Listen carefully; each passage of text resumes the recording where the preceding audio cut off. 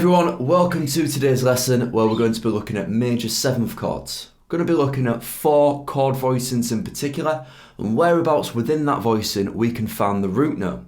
And then we can move them up and down the fretboard to create different major 7th chords. The first chord shape will be placed at the 9th fret.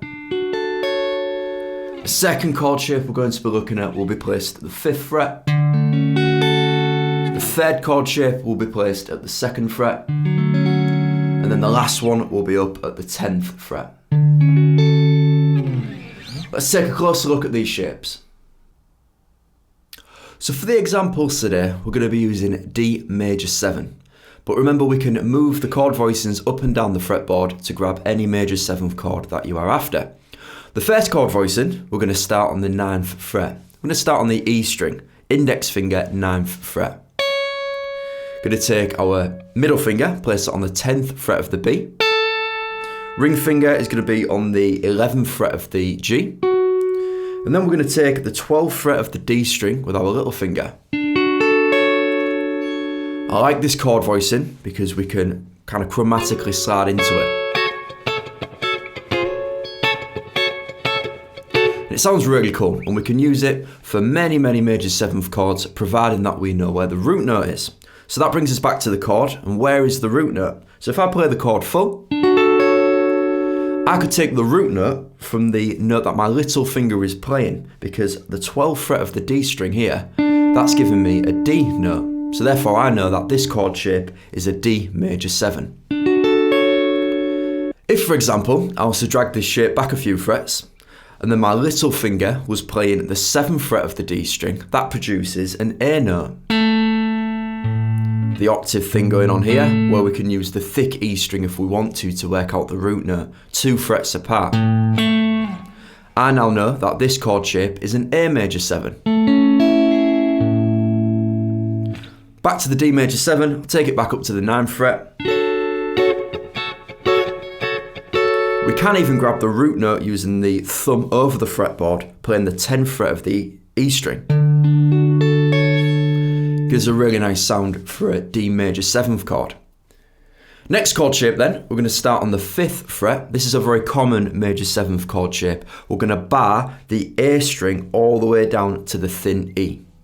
I like to try to mute the E string for this chord shape. It gives us a little bit more control over the chord if we take the bass E note out of the equation. So if you use the tip of your index finger here, you can mute the thick E string.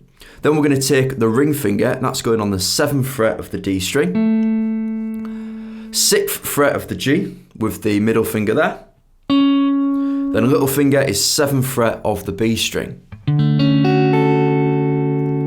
And that gives us a D major 7. The root being played with the index finger on the 5th fret of the A string here. So this one here is the root note.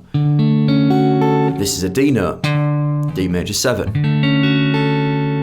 Another example then, if I shifted it up, say 2 frets, my root would now be placed here, and the 7th fret of the A string gives me an E note. So therefore I know if I play this major 7th chord shape at the 7th fret, that's going to give me an E major 7.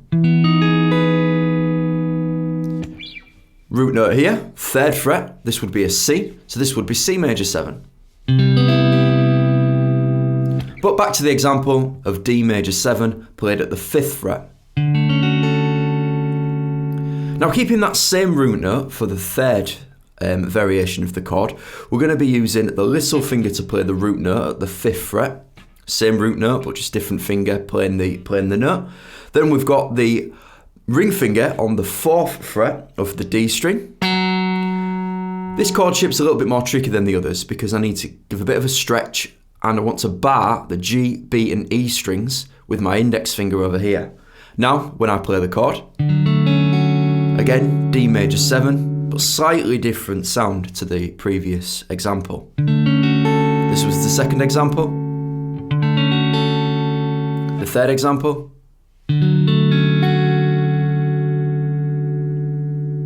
The root note being here. Last chord shape then, another quite common one. We're going to take the root note on the thick E string this time, and that's going to be at the 10th fret, giving me a D note. So then if I skip the A string, hopefully being able to mute the A string using the skin part of my index finger here, we're going to take the ring finger, we're going to play the 11th fret of the D string, G string with the little finger there on the 11th fret, then we're going to play the 10th fret of the B. Again, D major 7. Root note being played with the index finger. Another example could be if I went down to say the 3rd fret and took this as my root note, this would be G. So therefore if I built that chord shape using that root, it would be G major 7. So give those chord shapes a try and let me know in the comments how you get on.